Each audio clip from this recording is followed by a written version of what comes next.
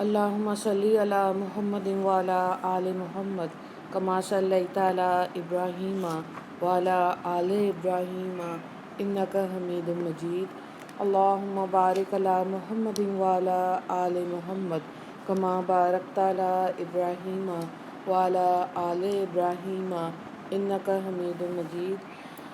رب اشرح لی صدری ویسر لی امری واحلل عقدۃ من لسانی یفقہوا قولی۔ ربنا زدنا علما یا مقلب القلوب ثبت قلبی علی دینک، آمین۔ سیرت النبی کا آج ہم 18 چیپٹر کریں گے انشاءاللہ، اور اس میں 2 لیسنز ہم دیکھیں گے۔ پہلا لیسن ہے رحمت عالم صلی اللہ علیہ وآلہ وسلم کے چند معجزات۔ 4 سوالات ہیں اس میں۔ آپ صلی اللہ علیہ وآلہ وسلم کا معجزہ تحریر کریں۔ دوسرا سوال ہے آپ صلی اللہ علیہ وآلہ وسلم نے کس کو جاسوس بنا کر بھیجا۔ تیسرا سوال ہے صلاۃ خوف کا طریقہ تحریر کریں۔ چوتھا سوال ہے آپ صلی اللہ علیہ وآلہ وسلم کی اونٹنی کا کیا نام ہے۔ سفر کے دوران ایک مقام پر پانی ختم ہو گیا۔ صحابہ کرام رضی اللہ عنہم حضور اکرم صلی اللہ علیہ وآلہ وسلم کے پاس آئے۔ اس وقت آپ صلی اللہ علیہ وآلہ وسلم کے سامنے پانی کا ایک برتن تھا۔ آپ صلی اللہ علیہ وآلہ وسلم اس سے وضو فرما رہے تھے۔ آپ صلی اللہ علیہ وآلہ وسلم نے ان سے پوچھا کیا بات ہے۔ صحابہ نے عرض کیا آپ کے پاس اس برتن میں جو پانی ہے، اس پانی کے علاوہ پورے لشکر میں کسی کے پاس اور پانی نہیں ہے۔ یہ سن کر آپ صلی اللہ علیہ وآلہ وسلم نے پانی کے برتن میں اپنا ہاتھ مبارک رکھ دیا۔ جو ہی آپ صلی اللہ علیہ وآلہ وسلم نے ہاتھ مبارک پانی میں رکھا، آپ صلی اللہ علیہ وآلہ وسلم کی انگلیوں سے پانی اس طرح نکلنے لگا جیسے برتن میں چشمے پھوٹ پڑے ہوں۔ ایک صحابی کا بیان ہے کہ میں نے آپ صلی اللہ علیہ وآلہ وسلم کی انگلیوں سے پانی کے فوارے نکلتے دیکھے۔ یہ آپ صلی اللہ علیہ وآلہ وسلم کا معجزہ تھا۔ حضرت موسیٰ علیہ السلام کے لیے ایک پتھر سے پانی کا چشمہ پھوٹ نکلا تھا، لیکن یہاں نبی کریم صلی اللہ علیہ وآلہ وسلم کی انگلیوں سے پانی جاری ہو گیا تھا۔ علماء کرام فرماتے ہیں کہ یہ واقعہ موسیٰ علیہ السلام والے واقعے سے کہیں زیادہ حیرت ناک ہے، کیونکہ چشمے پہاڑوں چٹانوں ہی سے نکلتے ہیں، لہٰذا پتھر سے پانی کا چشمہ جاری ہونا اتنی عجیب بات نہیں جتنی کہ حضور اکرم صلی اللہ علیہ وآلہ وسلم کی مبارک انگلیوں سے پانی جاری ہونا عجیب ہے۔ حضرت جابر رضی اللہ تعالیٰ عنہ کہتے ہیں جو ہی پانی کا یہ چشمہ پھوٹا، ہم سب پانی پینے لگے۔ ہم نے پیا بھی اور اس پانی سے وضو بھی کیا اور اپنے برتن بھی بھرے۔ اگر ہم اس وقت 1,00,000 بھی ہوتے تو بھی پانی ہمارے لیے کافی ہو جاتا، جبکہ اس وقت ہماری تعداد 1400 تھی۔ مسلمانوں کا قافلہ اصفہان کے مقام پر پہنچا تو نبی کریم صلی اللہ علیہ وآلہ وسلم کے پاس بشر بن صفیان عتکی رضی اللہ تعالیٰ عنہ آئے۔ آپ صلی اللہ علیہ وآلہ وسلم نے پہلے ہی انہیں جاسوس بنا کر مکہ کی طرف روانہ کر دیا تھا، کیونکہ آپ صلی اللہ علیہ وآلہ وسلم کی نیت اگر صرف عمرے کی تھی، لیکن قریش کے بارے میں اطلاع رکھنا ضروری تھا۔ بشر رضی اللہ تعالیٰ عنہ نے آ کر بتایا، اے اللہ کے رسول، قریش کو اطلاعات مل چکی ہیں کہ آپ مدینہ منورہ سے روانہ ہو چکے ہیں۔ دیہاتوں میں جو ان کی اطاعت گزار لوگ ہیں، قریش نے ان سے بھی مدد طلب کی۔ بنی ثقیف بھی ان کی مدد کرنے پر آمادہ ہیں اور ان کے ساتھ عورتیں بچے بھی ہیں۔ وہ لوگ مکہ سے نکلے ذی طویٰ کے مقام تک آ پہنچے ہیں۔ انہوں نے ایک دوسرے سے یہ عہد کیا کہ آپ کو مکہ میں داخل نہیں ہونے دیں گے۔ دوسرا یہ کہ خالد بن ولید جو اس وقت تک مسلمان نہیں ہوئے تھے، گھڑ سوار دستہ لیے کراغ غمیم کے مقام تک پہنچ گئے ہیں۔ ان کے راستے میں 200 سوار ہیں اور وہ آپ کے خلاف صف بندی کر چکے ہیں۔ یہ اطلاعات ملنے پر آپ صلی اللہ علیہ وآلہ وسلم نے حضرت عباد بن بشر رضی اللہ تعالیٰ عنہ کو حکم فرمایا کہ وہ مسلمان گھڑ سواروں کے ساتھ آگے بڑھے۔ ایک آگے بڑھے اور حضرت خالد بن ولید کے دستے کے سامنے پہنچ گئے۔ انہوں نے بھی صف بندی کی۔ نماز کا وقت ہوا تو حضور نبی کریم صلی اللہ علیہ وآلہ وسلم نے نماز شروع کی۔ جب نماز سے فارغ ہوئے تو کچھ مشرکوں نے کہا، ہم نے ایک اچھا موقع گنوا دیا، ہم اس وقت ان پر حملہ کر سکتے تھے جبکہ یہ نماز پڑھ رہے تھے، ہم اس وقت آسانی سے انہیں ختم کر سکتے تھے۔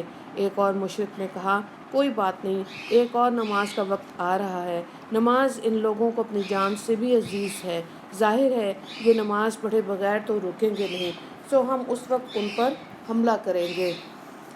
نماز عصر کا وقت ہوا تو اللہ تعالیٰ نے حضور نبی کریم صلی اللہ علیہ وآلہ وسلم کے پاس حضرت جبرائیل علیہ السلام کو بھیج دیا۔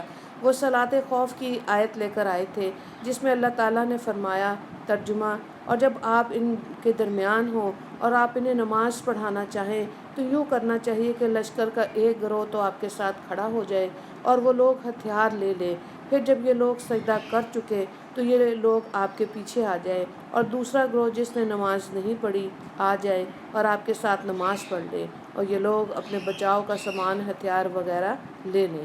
سورہ نساء۔ چنانچہ اس طرح نماز ادا کی گئی۔ یہ نماز خوف تھی، یعنی جب دشمن سے مقابلہ ہو تو آدھا لشکر پیچھے ہٹ کر 2 رکعت ادا کر لے اور واپس اپنی جگہ پر آ جائے، باقی جو لوگ رک گئے ہیں اب وہ جا کر 2 رکعت ادا کریں۔ اس نماز کی ادائیگی کا تفصیلی طریقہ فقہ کی کتب میں دیکھا جا سکتا ہے۔ مسلمانوں نے جب عصر کی نماز اس طرح ادا کی تو مشرک بول اٹھے، افسوس ہم نے ان کے خلاف جو سوچا تھا اس پر عمل نہ کر سکے۔ ادھر حضور اقدس صلی اللہ علیہ وآلہ وسلم کو اطلاع ملی کہ قریش مکہ آپ کو بیت اللہ کی زیارت سے روکنے کا فیصلہ کر چکے، تو آپ صلی اللہ علیہ وآلہ وسلم نے صحابہ کرام رضی اللہ عنہم سے اس بارے میں مشورہ کیا اور ان سے فرمایا، لوگوں مجھے مشورہ دو، کیا تم یہ چاہتے ہو کہ ہم بیت اللہ کی زیارت کا فیصلہ کر لیں اور جو بھی ہمیں اس سے روکے اس سے جنگ کریں؟ آپ صلی اللہ علیہ وآلہ وسلم کی یہ بات سن کر حضرت صدیق اکبر رضی اللہ تعالیٰ عنہ نے کہا، اے اللہ کے رسول، آپ صرف بیت اللہ کی زیارت کا ارادہ فرما کر نکلے، آپ کا مقصد جنگ اور خون ریزی ہرگز نہیں، اس لیے آپ اسی ارادے کے ساتھ آگے بڑھتے رہیں، اگر کوئی ہمیں اس زیارت سے روکے گا تو اسے جنگ کریں گے۔ حضرت مقداد رضی اللہ تعالیٰ عنہ نے کہا، اے اللہ کے رسول، ہم آپ سے وہ نہیں کہیں گے جو بنی اسرائیل نے موسیٰ علیہ السلام سے کہا تھا کہ تم اور تمہارا رب جا کر جنگ کرو، ہم تو یہاں بیٹھے ہیں۔ ہم تو آپ سے یہ کہتے ہیں کہ آپ اور آپ کا رب جنگ کرے، ہم بھی آپ کے ساتھ جنگ کریں گے، اور اے اللہ کے رسول، اللہ کے قسم اگر آپ ہمیں لے کر برق غمات بھی جانا چاہیں تو ہم آپ کے ساتھ ہوں گے، ہم میں سے ایک شخص بھی پس و پیش نہیں کرے گا۔ برق غمات مدینہ منورہ سے بہت دور دراز کے ایک مقام کا نام ہے۔ ان دونوں حضرات کی رائے سننے کے بعد آپ صلی اللہ علیہ وآلہ وسلم نے فرمایا، بس تو پھر اللہ کا نام لے کر آگے بڑھو۔ چنانچہ مسلمان آگے روانہ ہوئے، یہاں تک کہ حدیبیہ کے مقام پر پہنچے۔ اس جگہ حضور اکرم صلی اللہ علیہ وآلہ وسلم کی اونٹنی خود بخود بیٹھ گئی۔ لوگوں نے اسے اٹھانا چاہا لیکن وہ نہ اٹھی۔ لوگوں نے کہا قصوہ اڑ گئی۔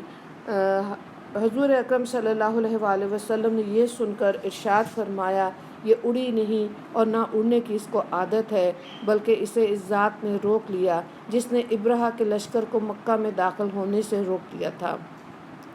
مطلب یہ کہ قصوہ جو آپ صلی اللہ علیہ وآلہ وسلم کی اونٹنی تھی خود نہیں رکی، اللہ کے حکم سے رکی۔ حضور اکرم صلی اللہ علیہ وآلہ وسلم نے اس مقام پر قیام کا حکم فرمایا۔ اس پر صحابہ نے عرض کیا، اللہ کے رسول، یہاں پانی نہیں ہے۔ یہ سن کر حضور اکرم صلی اللہ علیہ وآلہ وسلم نے اپنے ترکش سے ایک تیر نکالا، نجیہ بن جنداب رضی اللہ تعالیٰ عنہ کو دیا، جو آپ صلی اللہ علیہ وآلہ وسلم کی قربانی کے جانوروں کے نگران تھے۔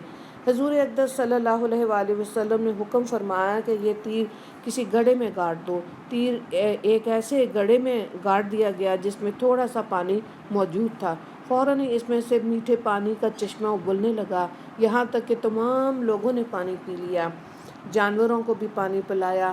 پھر سب جانور اسی گڑھے کے گرد بیٹھ گئے۔ جب تک تیر اس گڑھے میں لگا رہا اس میں سے پانی ابلتا رہا۔ گڑھے سے پانی ابلنے کی خبریں قریش تک بھی پہنچ گئیں۔ ابو سفیان نے لوگوں سے کہا، ہم نے سنا ہے حدیبیہ کے مقام پر کوئی گڑھا ظاہر ہوا ہے، اس میں سے پانی کا چشمہ پھوٹ پڑا، ذرا ہمیں بھی تو دکھاؤ۔ محمد نے یہ کیا کرشمہ دکھایا؟ چنانچہ انہوں نے وہاں جا کر اس گڑھے کو دیکھا، گڑھے میں لگے تیر کی جڑ سے پانی نکل رہا تھا۔ یہ دیکھ کر ابو سفیان اور اس کے ساتھی کہنے لگے، اس جیسا واقعہ تو ہم نے کہیں نہیں دیکھا، یہ محمد صلی اللہ علیہ وآلہ وسلم کا چھوٹا سا جادو ہے۔ اگلا لیسن دیکھیں۔ صلح حدیبیہ، 3 سوالات ہیں۔ سوال نمبر 1، قریش کی طرف آپ صلی اللہ علیہ وآلہ وسلم نے کس کو قاصد بنا کر بھیجا؟ دوسرا سوال ہے بیعت رضوان تحریر کریں۔ تیسرا سوال ہے صلح حدیبیہ کی شرائط تحریر کریں۔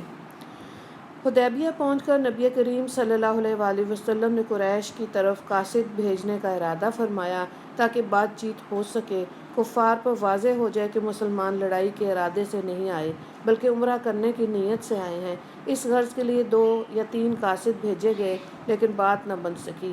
آخر حضور اکرم صلی اللہ علیہ وآلہ وسلم نے سیدنا عثمان بن عفان رضی اللہ تعالیٰ عنہ کو بھیجا اور انہیں یہ حکم دیا کہ وہ مکہ میں ان مسلمان مردوں اور عورتوں کے پاس بھی جائیں جو وہاں پھنسے ہوئے ہیں، انہیں فتح کی خوشخبری سنائیں اور یہ خبر دیں کہ بہت جلد اللہ تعالیٰ مکہ میں اپنے دین کو سربلند فرمائیں گے، یہاں تک وہاں کسی کو اپنا ایمان چھپانے کی ضرورت نہیں رہے گی۔ غرض حضرت صلی اللہ علیہ وآلہ وسلم کے حکم پر حضرت عثمان رضی اللہ تعالیٰ عنہ مکہ کی طرف روانہ ہوئے۔ مکہ میں داخل ہونے سے پہلے سیدنا عثمان رضی اللہ تعالیٰ عنہ نے ابان بن سعید کی پناہ لی جو کہ اس وقت تک مسلمان نہیں ہوئے تھے، بعد میں مسلمان ہوئے۔ ابان بن سعید نے حضرت عثمان رضی اللہ تعالیٰ عنہ کی پناہ منظور کر لی۔ انہوں نے حضرت عثمان رضی اللہ تعالیٰ عنہ کو اپنے آگے کر لیا، خود ان کے پیچھے چلے تاکہ لوگ جان لیں یہ ان کی پناہ میں ہیں۔ اس طرح عثمان رضی اللہ تعالیٰ عنہ قریش مکہ تک پہنچے، انہیں رحمت عالم صلی اللہ علیہ وآلہ وسلم کا پیغام پہنچایا۔ جواب میں قریش نے کہا، محمد صلی اللہ علیہ وآلہ وسلم ہماری مرضی کے خلاف کبھی مکہ میں داخل نہیں ہو سکتے، ہاں تم چاہو تو بیت اللہ کا طواف کر لو۔ اس پر حضرت عثمان رضی اللہ تعالیٰ عنہ نے جواب دیا، یہ کیسے ہو سکتا ہے کہ میں رسول اللہ صلی اللہ علیہ وآلہ وسلم کے بغیر طواف کر لوں؟ قریش نے بات چیت کے سلسلے میں حضرت عثمان رضی اللہ تعالیٰ عنہ کو 3 دن تک روکے رکھا۔ ایسے میں کسی نے یہ خبر اڑا دی کہ قریش نے حضرت عثمان رضی اللہ تعالیٰ عنہ کو شہید کر دیا۔ اس پر نبی کریم صلی اللہ علیہ وآلہ وسلم نے غم زدہ ہو کر ارشاد فرمایا، اب ہم اس وقت تک نہیں جائیں گے جب تک دشمن سے جنگ نہیں کر لیں گے۔ اس کے بعد آپ صلی اللہ علیہ وآلہ وسلم نے فرمایا، اللہ تعالیٰ نے مجھے مسلمانوں سے بیعت لینے کا حکم فرمایا۔ حضور اکرم صلی اللہ علیہ وآلہ وسلم کی بات پر حضرت عمر رضی اللہ تعالیٰ عنہ نے پکار کر بیعت کا اعلان کیا۔ اس اعلان پر سب لوگ بیعت کے لیے جمع ہو گئے۔ آپ صلی اللہ علیہ وآلہ وسلم اس وقت ایک درخت کے نیچے تشریف فرما تھے۔ صحابہ کرام نے حضور اکرم صلی اللہ علیہ وآلہ وسلم سے ان باتوں پر بیعت کی، کسی حالت میں آپ کا ساتھ چھوڑ کر نہیں بھاگیں گے، فتح حاصل کریں گے یا شہید ہو جائیں گے۔ مطلب یہ کہ یہ بیعت موت پر بیعت تھی۔ اس بیعت کی خاص بات یہ تھی کہ آپ صلی اللہ علیہ وآلہ وسلم نے حضرت عثمان رضی اللہ تعالیٰ عنہ کی طرف سے خود بیعت کی اور اپنا دایاں ہاتھ اپنے بائیں ہاتھ پر رکھ کر فرمایا، اے اللہ، یہ بیعت عثمان کی طرف سے ہے کیونکہ وہ تیرے اور تیرے رسول کے کام سے گئے ہوئے ہیں، اس لیے ان کی طرف سے میں خود بیعت کرتا ہوں۔ پھر 1400 صحابہ کرام رضی اللہ تعالیٰ عنہم نے حضور اکرم صلی اللہ علیہ وآلہ وسلم سے باری باری بیعت کی۔ بعد میں حضور اقدس صلی اللہ علیہ وآلہ وسلم کی طرف سے یہ اطلاع مل گئی کہ حضرت عثمان رضی اللہ تعالیٰ عنہ کو شہید نہیں کیا گیا، وہ زندہ ہیں۔ آپ صلی اللہ علیہ وآلہ وسلم نے اس موقع پر اعلان فرمایا، اللہ تعالیٰ ان لوگوں کی مغفرت کر دے جو غزوہ بدر اور حدیبیہ میں شریک تھے۔ اس بیعت کا ذکر اللہ تعالیٰ نے قرآن پاک میں ان الفاظ میں کیا، سورہ فتح آیت نمبر 10، اے پیغمبر، جب مومن آپ سے درخت کے نیچے بیعت کر رہے تھے تو اللہ تعالیٰ ان سے راضی ہوا اور جو سچائی اور خلوص ان کے دلوں میں تھا اس نے وہ معلوم کر لیا تو ان پر تسلی نازل فرمائی اور انہیں جلد فتح عنایت کی۔ ادھر قریش کو جب موت کی اس بیعت کا پتہ چلا تو وہ خوف زدہ ہو گئے۔ ان کے عقل مند لوگوں نے مشورہ دیا کہ صلح کر لینا مناسب ہوگا اور صلح اس شرط پر کر لی جائے کہ مسلمان اس سال تو واپس لوٹ جائیں، آئندہ سال آ جائیں اور 3 دن تک مکہ میں ٹھہر کر عمرہ کر لیں۔ جب یہ مشورہ طے پا گیا تو انہوں نے بات چیت کے لیے سہیل بن عمر کو بھیجا، اس کے ساتھ 2 آدمی اور تھے۔ سہیل آپ کے سامنے پہنچ کر گھٹنوں کے بل بیٹھ گیا، بات چیت شروع ہوئی۔ سہیل نے بہت لمبی بات کی، آخر صلح کی بات چیت طے ہو گئی۔ دونوں فریق اس بات پر راضی تھے کہ خون ریزی نہیں ہونی چاہیے، چنانچہ بلکہ صلح کر لی جائے۔ صلح کی بعض شرائط بظاہر بہت سخت تھی۔ اس معاہدے میں یہ شرائط لکھی گئی، نمبر 1، 10 سال تک آپس میں کوئی جنگ نہیں کی جائے گی۔ نمبر 2، جو مسلمان اپنے ولی سرپرست کی اجازت کے بغیر مکہ سے بھاگ کر رسول اللہ صلی اللہ علیہ وآلہ وسلم کے پاس آئے گا، اللہ کے رسول اسے واپس بھیجنے کے پابند ہوں گے، چاہے وہ مرد ہو یا عورت۔ یہ شرط ظاہر میں مسلمانوں کے لیے بہت سخت تھی، لیکن بعد میں ثابت ہوا کہ یہ شرط بھی دراصل مسلمانوں کے حق میں تھی، کیونکہ اس طرح بیت اللہ مسلمانوں سے آباد اور دین کا کام جاری رہا۔ کوئی شخص جو حضرت صلی اللہ علیہ وآلہ وسلم کا ساتھی رہا ہو اور وہ بھاگ کر قریش کے پاس آ جائے تو قریش اسے واپس نہیں کریں گے۔ نمبر 4، کوئی شخص یا کوئی خاندان یا کوئی قبیلہ اگر مسلمانوں کا حلیف معاہدہ بردار بننا چاہتا تو بن سکتا ہے، اور جو شخص یا خاندان یا قبیلہ قریش کا حلیف بننا چاہے تو وہ ان کا حلیف بن سکتا ہے۔ مسلمانوں کو اس سال عمرے کے بغیر واپس جانا ہوگا، البتہ آئندہ سال 3 دن کے لیے قریش مکہ کو خالی کر دیں گے، لہٰذا مسلمان یہاں غیر مسلح حالت میں آ کر ٹھہر سکتے ہیں اور عمرہ کر سکتے ہیں۔ یہ شرائط بظاہر مسلمانوں کے حق میں ہیں اور مسلمانوں کے خلاف تھیں، اس لیے صحابہ کرام کو ناگوار بھی گزریں، یہاں تک کہ حضرت عمر رضی اللہ تعالیٰ عنہ نے بھی ناگواری محسوس کی۔ وہ سیدھے حضرت ابو بکر صدیق رضی اللہ تعالیٰ عنہ کے پاس آئے اور بولے، ابو بکر، کیا حضور صلی اللہ علیہ وآلہ وسلم اللہ کے رسول نہیں ہیں؟ حضرت صدیق اکبر رضی اللہ تعالیٰ عنہ نے فرمایا، بے شک حضور صلی اللہ علیہ وآلہ وسلم اللہ کے رسول ہیں۔ اس پر فاروق اعظم بولے، کیا ہم مسلمان نہیں ہیں؟ ابو بکر صدیق رضی اللہ تعالیٰ عنہ نے فرمایا، بالکل ہم مسلمان ہیں۔ حضرت عمر رضی اللہ تعالیٰ عنہ نے کہا، کیا وہ لوگ مشرک نہیں ہیں؟ ابو بکر صدیق رضی اللہ تعالیٰ عنہ بولے، ہاں بے شک وہ مشرک ہیں۔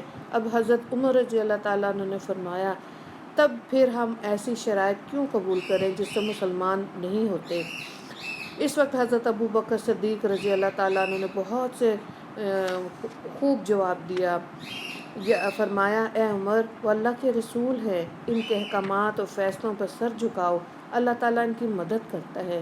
یہ سنتے ہی حضرت عمر رضی اللہ تعالیٰ عنہ فوراً بولے، میں گواہی دیتا ہوں کہ حضرت صلی اللہ علیہ وآلہ وسلم اللہ کے رسول ہے۔ اس کے بعد حضرت عمر رضی اللہ تعالیٰ عنہ آپ صلی اللہ علیہ وآلہ وسلم کی خدمت میں حاضر ہوئے اور اسی قسم کے سوالات کیے۔ حضور صلی اللہ علیہ وآلہ وسلم نے ان کی باتوں کے جواب میں جو الفاظ فرمائے وہ بالکل وہی تھے جو حضرت ابو بکر صدیق رضی اللہ تعالیٰ عنہ فرما چکے تھے۔ حضور صلی اللہ علیہ وآلہ وسلم نے فرمایا، میں اللہ کا بندہ اور رسول ہوں، میں کسی حالت میں بھی اللہ کے حکم کے خلاف ورزی نہیں کر سکتا، وہی میرا مددگار ہے۔ اسی وقت حضرت ابو عبیدہ رضی اللہ تعالیٰ عنہ بول اٹھے، اے عمر، جو کچھ رسول اللہ صلی اللہ علیہ وآلہ وسلم فرما رہے ہیں، کیا تم اس کو سن نہیں رہے؟ ہم شیطان مردود سے اللہ کی پناہ مانگتے ہیں۔ تب حضرت عمر رضی اللہ تعالیٰ عنہ بھی بولے، میں شیطان مردود سے اللہ کی پناہ مانگتا ہوں۔ نبی کریم صلی اللہ علیہ وآلہ وسلم نے یہ بھی ارشاد فرمایا، اے عمر، تو ان شرائط پر راضی ہو اور تم انکار کر رہے ہو۔ چنانچہ حضرت عمر رضی اللہ تعالیٰ عنہ نے فرمایا کرتے تھے، میں نے تو اس وقت جو باتیں کہی تھیں، اگرچہ وہ اس تمنا میں تھیں کہ اس معاملے میں خیر اور بہتری ظاہر ہو، مگر اپنی اس وقت کی گفتگو کے خوف سے میں اس کے بعد ہمیشہ روزے رکھتا رہا، صدقات دیتا رہا، نمازیں پڑھتا رہا اور غلام آزاد کرتا رہا۔ پھر اس صلح کی تحریر لکھی گئی۔ آپ صلی اللہ علیہ وآلہ وسلم نے حضرت اوس بن خولہ رضی اللہ تعالیٰ عنہ کو حکم دیا کہ وہ معاہدہ لکھیں۔ اس پر سہیل بن عمر نے کہا، یہ معاہدہ علی لکھیں گے یا پھر عثمان؟ حضور صلی اللہ علیہ وآلہ وسلم نے حضرت علی رضی اللہ تعالیٰ عنہ کو معاہدہ لکھنے کا حکم فرمایا اور فرمایا، لکھو، بسم اللہ الرحمن الرحیم۔ اس پر سہیل بن عمر نے پھر اعتراض کیا، میں رحمان اور رحیم کو نہیں مانتا، آپ یوں لکھوائے، بسمک اللہم، یعنی شروع کرتا ہوں اے اللہ تیرے نام سے۔ حضور صلی اللہ علیہ وآلہ وسلم نے حضرت علی رضی اللہ تعالیٰ عنہ سے فرمایا، اسی طرح لکھ دو۔ انہوں نے لکھ دیا تو حضور اکرم صلی اللہ علیہ وآلہ وسلم نے فرمایا، لکھو، محمد رسول اللہ نے ان شرائط پر سہیل بن عمر سے صلح کی۔ حضرت علی رضی اللہ تعالیٰ عنہ لکھنے لگے، لیکن سہیل بن عمر نے پھر اعتراض کیا، اگر میں یہ شہادت دے چکا ہوتا کہ آپ اللہ کے رسول ہیں تو پھر نہ تو آپ کی آپ کو بیت اللہ سے روکا جاتا، نہ آپ سے جنگ ہوتی، اس لیے یوں لکھیے محمد ابن عبداللہ۔ یہاں پہ آج کا لیسن مکمل ہوا، اس کے بعد انشاءاللہ آگے دیکھیں گے۔ وآخر دعوانا ان الحمدللہ رب العالمین۔ اللہم اغفر لی مسلمین والمسلمات والمؤمنین والمؤمنات۔ السلام علیکم ورحمۃ اللہ وبرکاتہ۔